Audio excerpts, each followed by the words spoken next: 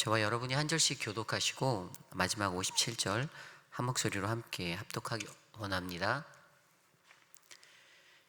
여호와께서 모세와 아론에게 말씀하여 이르시되 내가 내게 기업으로 주는 가나안 땅에 너희가 이를 때 너희 기업의 땅에서 어떤 집에 나병 색점을 발견하게 되거든 그 집 주인은 제사장에게 가서 말하여 알리기를 무슨 색점이 집에 생겼다 할 것이요 제사장은 그 색점을 살펴보러 가기 전에 그 집 안에 있는 모든 것의 부정을 명쾌하기 위하여 그 집을 비우도록 명령한 후에 돌아가서 그 집을 볼지니 그 색점을 볼 때 그 집 벽에 푸르거나 붉은 무늬의 색점이 있어 벽보다 우묵하면 제사장은 그 집 문으로 나와 그 집을 이레 동안 폐쇄하였다가 이래 만에 또 가서 살펴볼 것이요 그 색점이 벽에 퍼졌으면 그는 명령하여 색점 있는 돌을 빼내어 성 밖 부정한 곳에 버리게 하고 또 집안 사방을 긁게 하고 그 긁은 흙을 성 밖 부정한 곳에 쏟아버리게 할 것이요 그들은 다른 돌로 그 돌을 대신하여 다른 흙으로 집에 바를지니라 돌을 빼내며 집을 긁고 고쳐 바른 후에 색점이 집에 재발하면 제사장은 또 가서 살펴볼 것이요 그 색점이 만일 집에 퍼졌으면 악성 나병인즉 이는 부정하니 그는 그 집을 헐고 돌과 그 제목과 그 집의 모든 흙을 성밖 부정한 곳으로 내어갈 것이며 그 집을 폐쇄한 날 동안에 들어가는 자는 저녁까지 부정할 것이요 그 집에서 자는 자는 그의 옷을 빨 것이요 그 집에서 먹는 자도 그의 옷을 빨 것이니라 그 집을 고쳐 바른 후에 제사장이 들어가 살펴보아서 색점이 집에 퍼지지 아니하였으면 이는 색점이 나은 것이니 제사장은 그 집을 정하다고 하고 그는 그 집을 정결하게 하기 위하여 새 2마리와 백향목과 홍색 실과 우슬초를 가져다가 그 새 하나를 흐르는 물 위 질그릇 안에서 잡고 백향목과 우슬초와 홍색 실과 살아있는 새를 가져다가 잡은 새의 피와 흐르는 물을 찍어 그 집에 7번 뿌릴 것이요 그는 새의 피와 흐르는 물과 살아있는 새와 백향목과 우슬초와 홍색실로 집을 정결하게 하고 그 살아있는 새는 성 밖 들에 놓아주고 그 집을 위하여 속죄할 것이라 그러면 정결하리라 이는 각종 나병 환부에 대한 규례니 곧 옴과 의복과 가옥의 나병과 돋는 것과 뾰루지와 색점이 다 함께 어느 때는 부정하고 어느 때는 정함을 가르치는 것이니 나병의 규례가 이러하니라. 아멘. 네, 우리가 계속해서 레위기 말씀을 묵상하고 있습니다.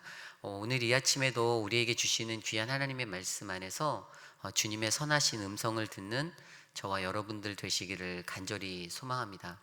오늘에게 주신 하나님의 말씀의 제목 일상의 거룩함이라는 말씀의 제목으로 함께 말씀 나누어 보겠습니다. 일상의 거룩함. 저희가 묵상하고 있는 레위기 안에서 우리는 요즘에 그 정결법에 대해서 계속 듣고 있습니다. 나병이라는 것과 관련해서 이제 그 나병을 구별하기 위한 어떤 의식주에 관련된 것들, 먹는 것, 또 입는 것, 또 이렇게 우리가 거주하는 그러한 것들까지 해서 이것에 관련된 속히 말해서 우리의 일상과 관련된 그 정결을 유지해야 하는 것들을 하나님은 이스라엘 백성들에게 법으로 말씀해 주고 있습니다. 우리가 계속해서 이 레위기의 정결법을 배우면서 하나님이 우리에게 더하시는 것은 우리가 일상의 삶 속에서 거룩함을 유지하며 그 하나님의 거룩함 안에 우리의 시간을 드리고 우리의 삶을 드리며 살기를 하나님은 원하신다라는 것이지요. 그러한 것들을 우리가 잘 알 때에 우리는 과연 이 세상에 살면서 어떠한 모습으로 살아가야 하는지, 매일의 일상 속에서 나와 여러분들, 저와 여러분들은 어떠한 일상의 거룩함으로 살아가야 할지를 우리에게 주시는 말씀 안에서 한번 깊이 있게 묵상해 보기를 소망합니다. 특별히 오늘 우리가 읽은 본문 말씀 레위기 14장 33절로 57절의 말씀은요, 그 이제 집에 관한 이야기입니다. 집에 곰팡이가 쓸었을 때 너희들은 어떻게 하겠느냐라는 그러한 이야기이지요. 오늘 주시는 이 이야기를 통해서, 이 말씀을 통해서 저와 여러분 가운데 일상의 거룩함을 찾기 위해서, 또 일상의 거룩함을 어떠한 모습으로 발견해야 되는지 한 3가지 정도로 한번 살펴보기를 원합니다. 먼저 오늘 첫 번째로 우리는 동일하신 하나님을 발견해야 합니다. 동일하신 하나님. 하나님은 어떠한 분이십니까? 하나님은 동일하신 하나님이십니다. 그 말의 뜻은 어제나 오늘이나 내일도 변함없으신 하나님이심을 여러분들이 믿으셔야 합니다. 믿으십니까? 이 동일하신 하나님에 대해서 우리가 생각해 보려면 먼저 오늘 주어진 이 말씀 안에서의 내용을 한 가지 먼저 살펴볼 게 있습니다. 우리가 묵상하고 있는 이 레위기가 언제 쓰여졌습니까? 이 레위기는요, 이스라엘 백성들이 출애굽하고 나서요, 출애굽하고 이제 광야에 진입하면서 성막이라는 것을 짓는데 한 1년 정도의 시간이 걸렸습니다. 그래서 1년 정도의 시간 동안 성막을 완벽하게 봉헌하고 하나님께 예배드린 다음에, 그 다음에 한 달 정도의 시간을 시내산 기슭에서 머물게 되는데, 그때 받았던 말씀이 바로 레위기 말씀이에요. 우리가 일반적으로 그렇게 생각하면, 그렇다면 이들이 이 레위기를 받았던 말씀의 시기의 삶의 터전은 어디였을까요? 광야라는 곳이라는 것이 우리가 딱 나오겠죠. 이스라엘 백성의 40년의 광야 생활 가운데 이제 1년이 막 지났기 때문에 광야라는 것이라고 생각하실 수 있지 않습니까? 자, 그렇다면 성막에 그러한 것들을 짓고 행해야 하는데, 우리가 한 가지 생각해야 되는 게, 그럼 시내산, 그 시내산이라는 곳이 어디 있을까? 제가 지도를 좀 준비하여 보았는데요, 잘 안 보이실 수도 있을 것 같네요. 이 지도를 보시면 시내산에 대한 신학자들의 2가지 학설이 있어요. 그것은 애굽 땅에 거하였던 시나이 반도, 그 시나반도에 거하였더라는 그러한 설이 있고요. 그리고 또 하나는 시나반도가 아닌 이제 사우디아라비아 쪽으로 건너가서 요르단 밑에 사우디아라비아 쪽에 있는 그곳에 이제 이 시내산이 있었다라는 그 2가지 석설이 있어요. 그 이유는요, 지도를 보시면 홍해가 이렇게 2곳이 있습니다. 이 2곳이, 여기가 애굽이고요, 여기가 이제 홍해인데요, 이 홍해가 2가지인데, 이스라엘 백성들이 출애굽할 때 건넜던 홍해가 이쪽 왼편에 있는 이 수에즈만이라고 되어 있는 이곳인지, 아니면 비하라고 불리는 이곳의 홍해인지에 대해서 사람들이 서로 이제 고민하는 것이에요. 실제적으로 따져보면요, 많은 요즘의 현대 신학자들이 가장 무게를 두고 있는 건 후자, 바로 비하라고 불리는 이곳을 건넜다라고 이야기합니다. 그리고 그것을 보아서 알 수 있듯이, 뭐 이전에 첫 번째 속설이나 2번째 학설 둘 다 동일하게 결국에 중요한 건 시나반도에 있는 광야가 있고요, 수르광야라는 이쪽에 이제 또 광야가 있습니다. 시내산 광야. 이 라오즈산이 이제 요즘의 현대 신학자들이 얘기하는 그런 시내산의 위치거든요. 어쨌든 2곳을 통틀어 보아도 다 광야가 있다라는 사실입니다. 그런데 우리가 정결법에서 한 가지 집중하고 있는 게 있죠. 바로 곰팡이에요. 이 정결법을 얘기할 때는 그 나병에 대한 것들을 얘기할 때 곰팡이에 대해서 굉장히 많이 이야기하는데, 여러분들 곰팡이가 가장 좋아하는 환경이 무엇이죠? 다 습한 거 아닙니까? 습한 것, 축축한 것이에요. 그럼 우리가 일반적으로 알 때 광야라는 곳은 덥고 건조한 곳인데, 왜 하나님이 이것에 대해서 말씀하셨을까라는 의문을 던져야 하는 게 우리에게 맞는 이야기예요. 그렇다면 왜 하나님께서는 이 곰팡이가 쓸고 옷에 곰팡이가 패이고 왜 이러한 것들에 대해서 이야기하셨을까? 그것은 동일하신 하나님이시라는 사실이죠. 그 이유인즉슨 오늘 말씀 레위기 14장 34절 말씀을 한번 같이 보기 원합니다. 함께 읽겠습니다. 시작. 내가 내게 기업으로 주는 가나안 땅에 너희가 이를 때 너희 기업의 땅에서 어떤 집에 나병색점을 발생하게 하거든. 우리가 읽은 이 34절 말씀이 뭐라고 말하고 있습니까? 미래형으로 이야기하고 있죠. 아직 펼쳐지지 않은 가나안의 이야기를 하고 있습니다. 하나님께서 어제나 오늘과 내일도 동일하신 그 하나님이 이 정결법에 대해서, 이 집에 대한 관계된 것으로 전해 주실 때에, 바로 미래에 너희가 가나안이라는 그 내가 말한 그 약속의 땅에 더 들어갔을 때 너희가 그곳에서 이것을 이렇게 예비해서 너희의 정결을 지켜라라고 말씀해 주시는 이야기입니다. 사랑하는 성도 여러분, 그렇습니다. 하나님은요 동일하신 분이세요. 이것을 잘 알아야 돼요. 구약시대의 사람들은요 신명기 32장 4절 말씀을 통해서 하나님을 이렇게 표현하였습니다. 3절 4절 함께 읽겠습니다. 시작. 내가 여호와의 이름을 전파하리니 너희는 우리 하나님께 위엄을 돌릴지어다. 그는 반석이시니 그가 하신 일이 완전하고 그의 모든 길이 정의롭고 진실하고 거짓이 없으신 하나님이시니 공의로우시고 바르시도다. 아멘. 구약시대 사람들이 그 하나님을 반석이라고 표현했던 것, 요동하지 아니하는 그 견고한 반석이라고 했던 것이 그분의 변함없는 속성을 잘 드러내주고 있다는 사실입니다. 그리고 말라기 3장 6절 말씀에 또 이렇게 나와 있습니다. 함께 읽겠습니다. 시작.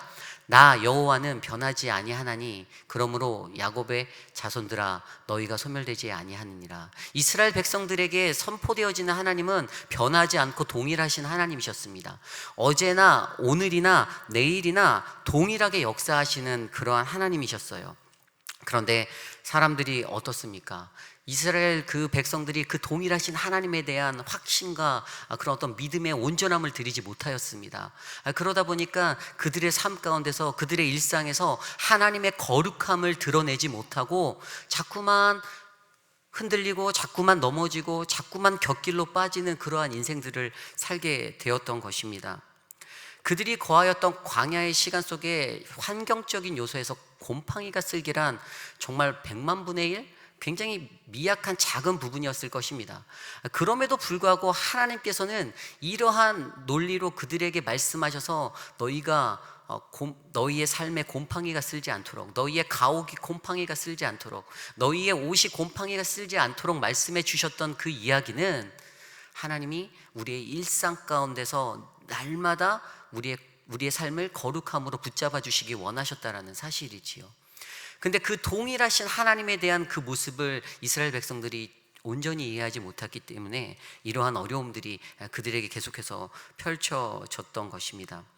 사랑하는 성도 여러분, 이 시대를 살아가는 저와 여러분에게도 그 하나님은 동일하신 하나님이신 줄 믿습니다. 우리가 믿는 그분 예수 그리스도, 히브리서 13장 8절 말씀에 그 예수님에 대해서 이렇게 얘기하시지 않습니까? 다 함께 읽겠습니다. 시작. 예수 그리스도는 어제나 오늘이나 영원토록 동일하시느니라. 어제도 오늘도 내일도 변함없으신 그분이 오늘 이 시간 우리와 함께 계심을 우리가 믿는다라면 우리의 삶이 왜 내적으로 외적으로 정결하고 거룩하게 살아야만 하는지 여러분들이 집중할 수 있다는 사실입니다.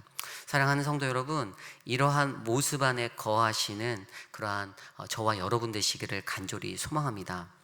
오늘 두 번째 말씀은요, 신중한 판단자를 의지하라라는 것입니다. 신중한 판단자를 의지하라. 오늘 말씀을 좀 함께 살펴볼까요? 오늘 말씀 35절 말씀입니다. 제가 읽어드리겠습니다. 그 집 주인은 제사장에게 가서 말하여 알리기를 무슨 색점이 집에 생겼다 할 것이요. 아멘. 집 주인이요 자신의 집에 들어갔을 때 이제 곰팡이를 발견하게 되면 누구에게 달려가게 되어 있을까요? 제사장에게 달려간다라고 나와 있죠. 제사장에게 달려갑니다. 곰팡이 쓸었을 때 옆집에 달려가거나 뭐 뒷집 사람에게 달려가서 우리 집에 곰팡이가 났는데라고 이야기하지 않습니다. 오직 제사장에게 가라라고 그렇게 이야기해 주고 있는 것이죠. 말씀을 조금 더 계속 볼까요? 36절부터 38절입니다.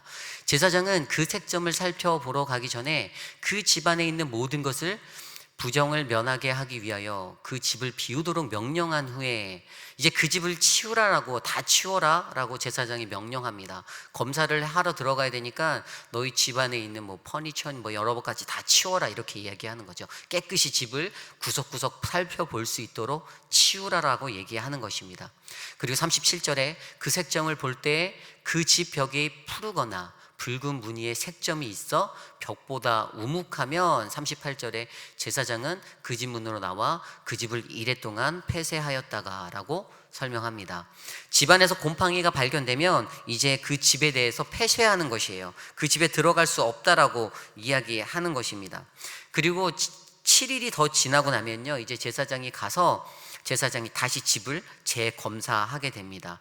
재검사하게 되고요 42절 말씀 함께 볼까요? 42절 말씀에 그 다음 말씀 넘겨주시겠습니까? 39절부터입니다. 39절 말씀. 이래 만에 또 가서 살펴볼 것이요 그 색점이 벽에 퍼졌으면 그는 명령하여 색점이 있는 돌을 빼내어 성 밖에 부정한 곳에 버리게 하고, 이렇게 이야기합니다. 집안을 검사했을 때 그 안에 곰팡이가 발견되면요, 그 안에 있는 집의 돌을 빼내서, 곰팡이가 쓸은 돌을 빼서 성 밖에 지정된 부정한 곳을 버리는 곳에 그것을 버리게 하지요. 그리고 동일하게 그 돌과 맞닿아 있던 흙도 41절 말씀에 긁어서 쓸어버리게 한다라고, 부정한 곳에 갖다 버리게 한다라고 나와 있습니다. 42절 말씀 볼까요? 그 다음 말씀입니다. 돌을 빼내며 집을 긁고 고쳐 바른 후에 색점이 집에 재발하면, 이제 43절 가면 재발했을 때의 이야기가 나와요.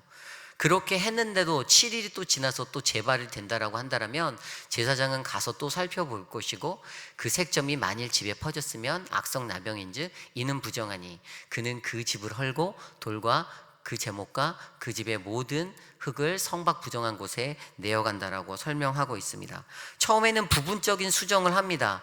그리고 그 부분적인 수정을 하다가 결국에 이게 또 번지면 이제는 그 집을 헐어버리라고 그렇게 명령하는 것이지요. 자, 이 이야기를 들었을 때 이 말씀 속에서 우리가 생각해야 되는 것이, 이것에 대해서 판단하고 선포하는 사람이 누군가입니다. 바로 제사장이지요. 다른 사람들이 이것에 대해서 이 집을 부셔라, 이 벽돌을 빼내서 갖다 버려라라고 이야기하지 않습니다.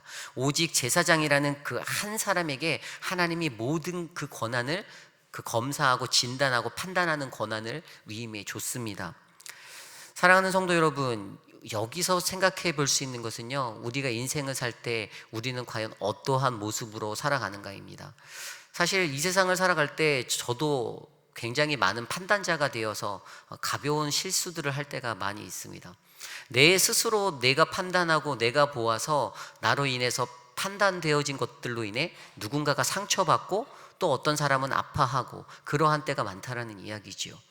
너무나도 많은 판단자가 한 곳에 모여있고, 너무나도 판단자가 이 세상에 살 때에 너무나도 많은 의견과 생각들이 서로 난무하게 되고 대립하게 되는 것이 오늘날 이 시대를 살아가는 우리들의 모습입니다. 너무나도 잘난 사람이 많고 너무나도 뛰어난 사람이 많습니다. 너무나도 똑똑한 사람이 많습니다. 이분 우리가 모여있는 교회의 공동체 안에서도 마찬가지지요. 서로가 너무나도 뛰어나고 너무나도 똑똑하고 너무나도 스마트해서, 그래서 오히려 하나님의 일을 방해할 때가 많다라는 말씀입니다. 하나님께서는 이스라엘 백성들에게 그러한 것들의 그 질서를 주기 위하여서 제사장이라는 한 사람을 세워주었습니다.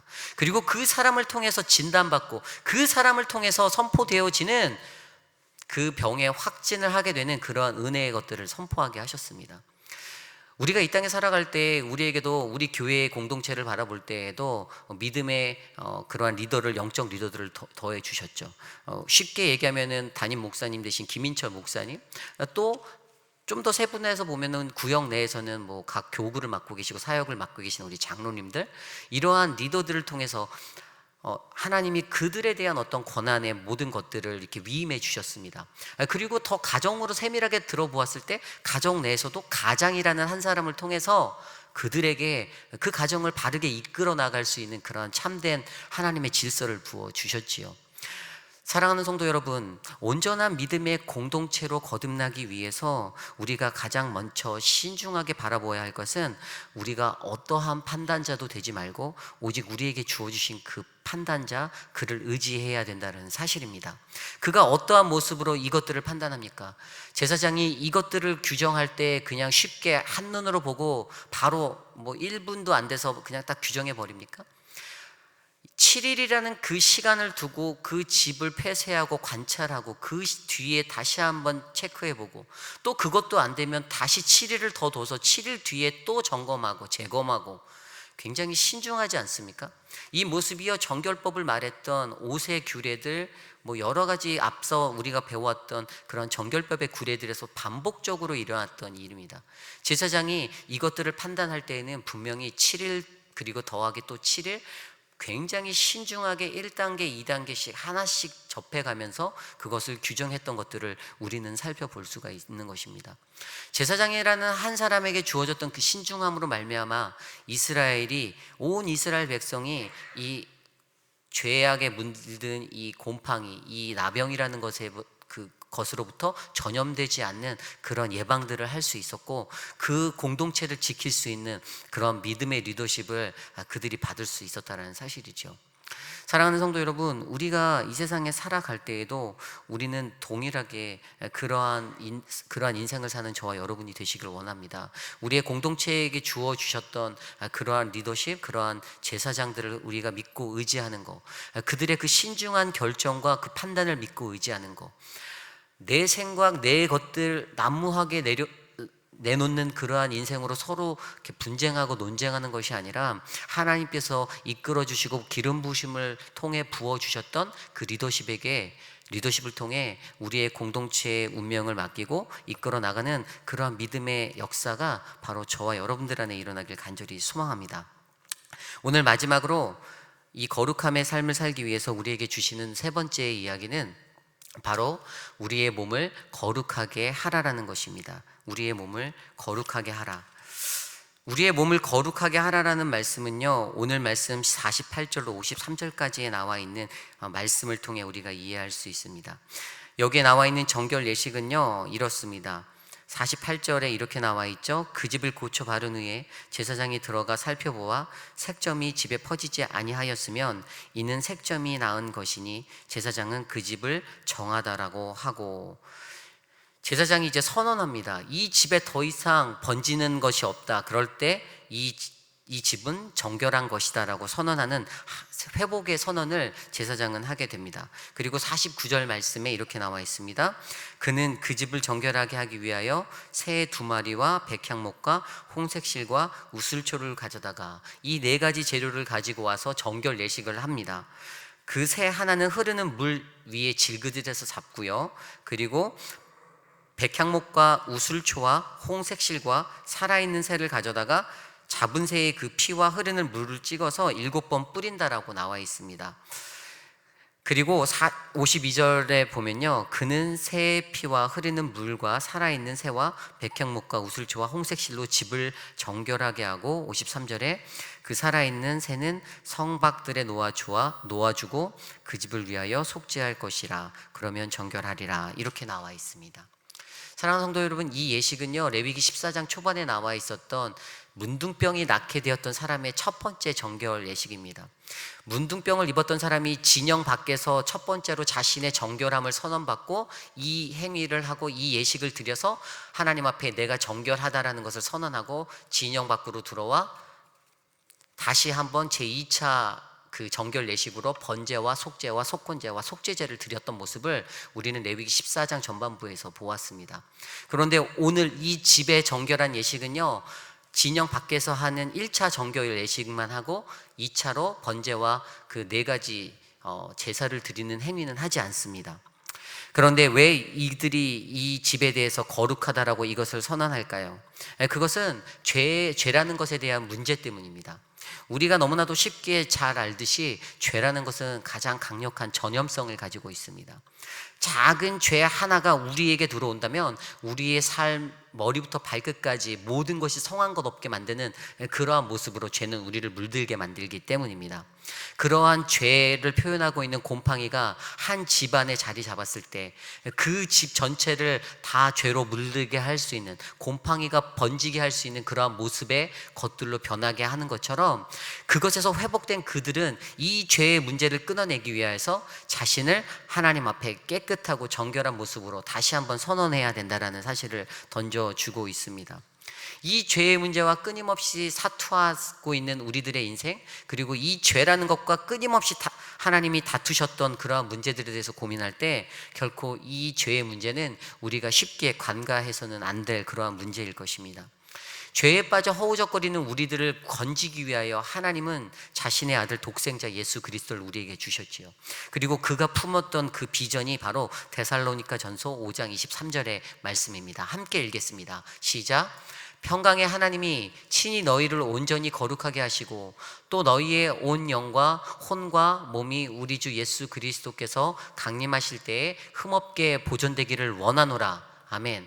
하나님이 가지신 그 비전은요, 우리로 하여금 거룩한 삶 되게 하는 것입니다.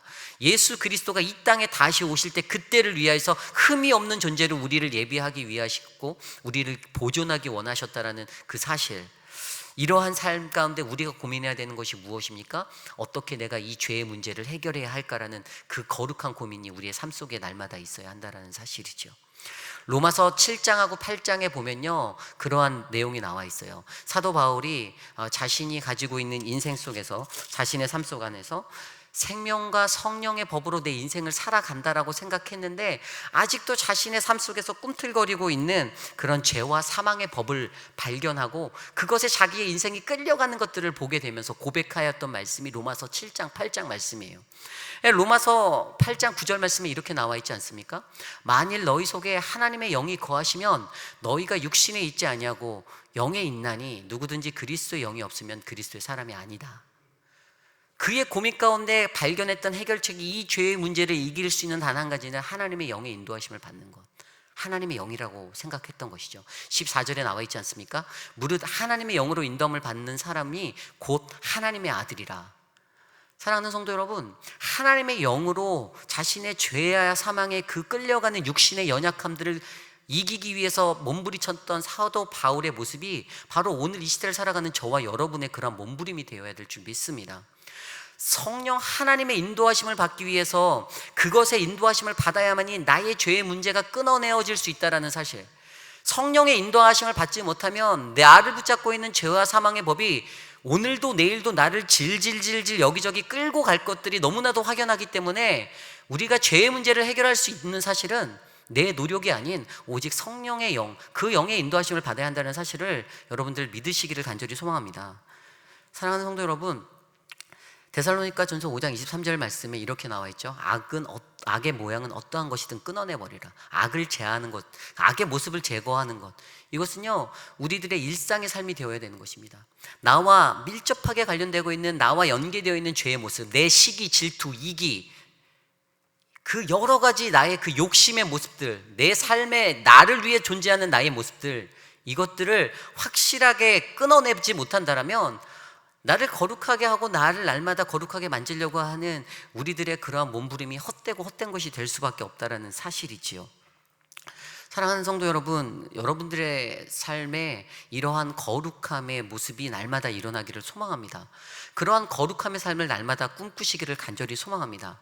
날마다 죄와 싸우고 그 죄와 싸우고 이 죄를 끊어내기 위해서 몸부림치는 그러한 모습이 사랑하는 우리 오렌지 가나안 장로교회 성도님들의 모습이 되실 줄 그렇게 믿습니다. 이처럼 오늘 이 집을 놓고 하나님께서는 이스라엘 백성에게 그들이 그 집이 가지고 있었던 그 곰팡이를 제거하기 위하여서 그들에게 이러한 정결 예식의 법들을 설명해 주고 있습니다. 그것은 바로 이 집이 날마다 거룩하여질 수 있는 하나님의 거룩한 성전이 되기 위해서, 또 그 집이라고 생각하는 이 시대를 살아가는 저와 여러분들이 거룩한 하나님의 성전된 우리 몸을 그렇게 지키기 위해서 살아갈 줄 저는 그렇게 믿습니다. 나 개인의 삶을 들여다봅시다. 오늘 우리의 말씀에게 주어진 제목처럼 일상의 거룩함을 찾기 위해 저와 여러분들은 어떠한 몸부림을 치며 살아가고 계십니까? 여러분들은 어제나 오늘이나 내일도 변함없으신 그 동일하신 하나님을 바라보십니까? 그분을 믿으십니까? 그리고 여러분들은 그러한 삶 속에서 신중하게 우리에게 신중한 결정자로, 판단자로 세워주신 그 리더십에 충성하며 그 리더십에 함께 동행하며 그렇게 살아가고 계십니까? 그리고 여러분은 그 거룩함의 삶을 여러분 삶 가운데 꿈꾸며 날마다 죄와 싸우며 그렇게 살고 계십니까? 우리의 공동체가 요즘에 한국의 공동체, 한국의 교회가 굉장히 많은 욕을 먹지 않습니까? 얼마 전에 제가 보았던 그 PD수첩인가? 그것이 알고 싶단가? PD수첩. 거기에서 보았던 한국의 모 대형교회의 목사님의 그러한 어려운 모습을 들었습니다. 사실 그러한 이야기 한두 가지씩 계속 터질 때마다 마음속에 어떤 생각이 드냐면, 야, 이제는 교회가 동네북 중에 동네북이다라는 생각이 들 정도였습니다. 왜일까요? 아직도 한국 교회, 이 교회라는 공동체 안에 끊어내지 못한 죄악된 모습이 있기 때문이 아닙니까? 사실 우리가 이것 안에서 거룩함과 싸워야 한다는 것을 알 때 제게 생각나는 한 사람이 있었습니다. 일반적으로 종교개혁하면 우리가 생각하는 한 사람이 마르틴 루터입니다. 그래서 뭐 마르틴 루터를 위한 그러한 날도 있지 않습니까? 그런데 사실 마르틴 루터 이전에 종교개혁이 1517년에 있었는데 약 102년 전에 한 사람이 먼저 있었습니다. 그 사람이 누구냐면 얀 후스라는 사람이에요. 야누스라는 사람, 이 사람은 체코의 신학자였고 체코의 그 수도사였습니다. 근데 캐톨릭 교회, 그때 당시에 캐톨릭 교회에 이미 어떤 문제가 있었냐 하면 이미 그 교회 안에는 교황이라는 사람이 3명이나 됐어요. 그리고 교황청도 로마에 1개, 프랑스 아비뇽에 1개, 2개나 있었어요. 거기다 교황이 3명이나 되니까 서로 자기가 진짜 교황이라고 서로 싸웠습니다. 그리고 그때 교회에서 가장 빈번하게 행해졌던 게 면죄부 판매였어요. 이 면죄부 판매가 이후에 100년 동안 지속돼서 1517년도에 마르틴 루터가 그 면죄부 때문에 종교개혁 리포메이션 했지 않습니까? 그런데 그때 야누스라는 이 사람이요, 이미 하나님의 그 거룩함을 깨닫고 자기가 몸담고 있는, 사제로서 몸담고 있는 그 캐톨릭 앞에 정면으로 맞서서 그들에게 선언합니다. 교황은 가룟 유다와 같은 사람이다. 그 말로 인해서 교황이 이제 화가 났어요. 그래서 그 사람을 콘스탄스로 불러갖고 그 공의회에서 그를 재판에 회부해 버립니다. 근데 그 재판에 회부할 때에는 그냥 이 시대에 이단이 하도 많으니까 이단에 대한 것을 좀 이렇게 약화시킨다라는 어떤 그러한 귀에 쏙하는 말로 그 사람을 이제 오라고, 콘스탄스로 오라고 그렇게 요청을 하지요. 근데 이 사람이 처음에는 안 갑니다. 옆에 사람들도 가지 말라라고, 너 저기 가면 분명히 너는 죽을 거라고. 그래서 안 가다가 그때 지그문트라는 한 그 교황이 있는데 그 사람이 내가 너의 생명을 보장해 주겠다, 걱정하지 마라, 전혀 문제 없다, 그 말을 듣고 우리 종교가 다시 한번 새롭게 변화될 수 있는 것 동참하자라는 그 말에 속아서 바로 콘스탄스로 넘어갑니다. 가자마자 어떠한 일이 일어났을까요? 교황이 바로 잡아서 감옥에서 가둬버려요. 그리고 며칠 뒤에 그 사람을 화형시켜 버립니다. 그 이유는 캐톨릭이라는 그 권위 앞에 정면으로 도전했다라는 것입니다. 캐톨릭의 베이스가 뭐죠? 마태복음 16장에 나온 대로 사도 베드로에게 너가 내 반석이 될 것이고 내가 이곳에 교회를 세우겠다라고 말하지 않습니까? 그 반석 안에 세워진 예수님으로부터 직접 권위를 부여받은 절대 권력이 바로 교황에게 있는데 그 교황의 권위에, 절대 권력에 도전했다라는 것입니다. 그 절대 권력 안에서 그들이 행하였던 것이 무엇이었죠? 부패였어요. 면죄부를 파는 겁니다. 당신이 죄가 있어? 이 면죄부 사면 너는 이거를 면죄받을 수 있어. 너는 구원받아. 그런데 그것에 맞서서 선언하고 정당하고 옳고 바른 것을 선포하였던 야누스를 잡아서 오히려 이단으로 몰고 화형을 시켜버리죠. 그 뒤에요, 100여 년의 시간을 아주 잠잠하게 그냥 그대로 캐톨릭이 끌어가던 대로 교회는 그대로 흘러갔습니다. 그리고 102년 뒤에 나타난 마르틴 루터라는 한 사람을 통해서 비텐베르크 성당에 그 반박문을 붙임과 동시에 이제 폭발적인 종교 개혁이 일어났던 것이죠.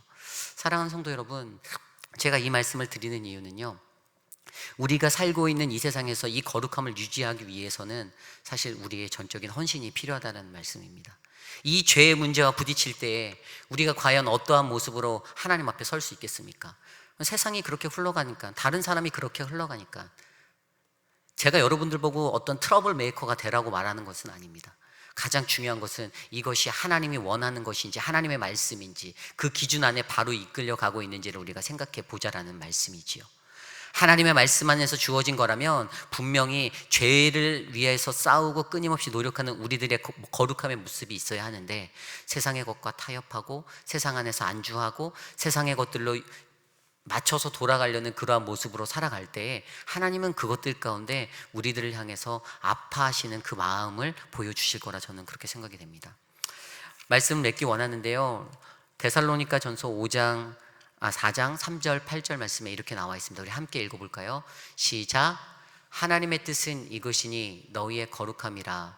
곧 음란을 버리고 각각 거룩함과 존귀함으로 자기 안에 대할 줄을 알고 하나님을 모르는 이방인 같이 세욕을 띠지 말고 이 일에 분수를 넘어서 형제를 해하지 말라. 이는 우리가 너희에게 미리 말하고 증언한 것과 같이 이 모든 일에 주께서 신원하여 주십니다. 하나님이 우리를 부르심은 부정하게 하심이 아니요 거룩하게 하심이니 그러므로 저버리는 자는 사람을 저버림이 아니요 너희에게 그의 성령을 주신 하나님을 저버림이심이로다. 아멘. 그렇습니다. 오늘 이 시대를 살아가는 우리에게 하나님이 원하시는 단 한 가지는요, 우리가 부정케 되는 게 아니라 우리가 거룩하게 되는 것입니다. 우리의 삶이 거룩하게 되는 것에는 고통이 있고요, 우리가 거룩하게 생각하는 그 삶 속에는요, 때로는 어려운 고난과 환난도 있을 수 있습니다. 그럼에도 불구하고 그 안에서 동일하게 역사하시는 하나님을 믿는 거, 그리고 신중하게 더욱게 깊이 있게 판단하는 판단자로 살아가는 거, 그 판단자를 의지하는 거, 그리고 우리에게 주신 그 말씀의 거룩함을 위해 날마다 죄와 싸우는 그러한 모습이 저와 여러분들 안에 일어나길 간절히 소망합니다. 사랑하는 우리 오렌지 가나안 장로교회가 이 시대를 그렇게 밝게 비추는 그러한 거룩한 공동체로 거듭나기를 간절히 소망합니다. 이 시간에 함께 오늘 주신 말씀을 놓고 우리 함께 찬양하기 원하는데요, 신실하게 진실하게 거룩하게 살기를 소망하는 그러한 우리의 마음을 담아 우리 하나님께 그렇게 찬양하기 원합니다. 함께 찬양하겠습니다. 실하게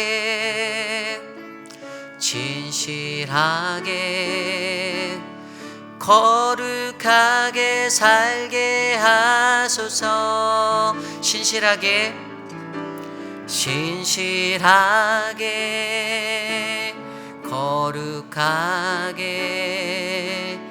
거룩하게 살게. 다시 한번 찬양할까요? 신실하게 진실하게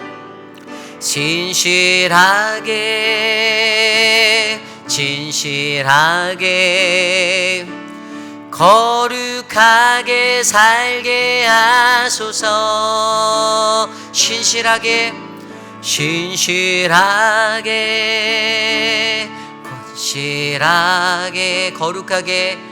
거룩하게 살게 하소서. 하나님, 나의 마음, 하나님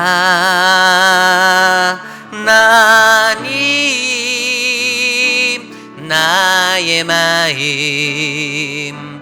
만져주소서. 하나님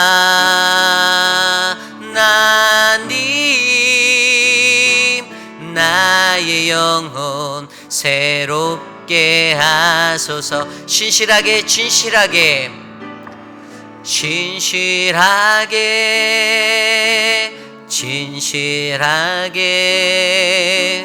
거룩하게 살게 하소서.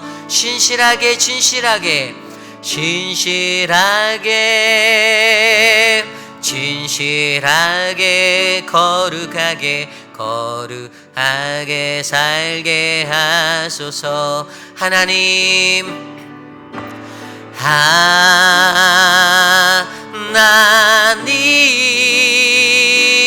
나의 기도 들어주소서. 하나님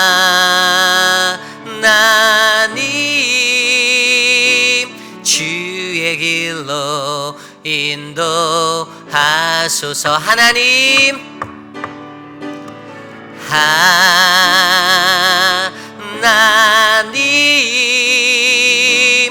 나의 기도 들어주소서. 하나님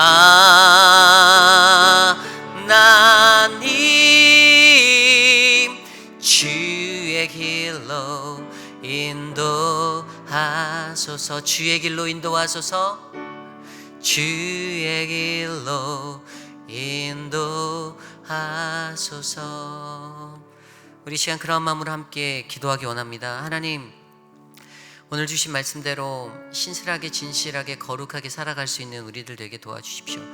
하나님, 일상에서 하나님 내가 거룩함을 구하고, 하나님 일상에서 내 어긋난 삶들을 내가 돌아보고, 하나님 내 안에서 어제나 오늘이나 내일도 동일하게 역사하시는 그 하나님의 거룩하신 약속을 믿고 하나님 살아가는 내가 되게 하여 주십시오.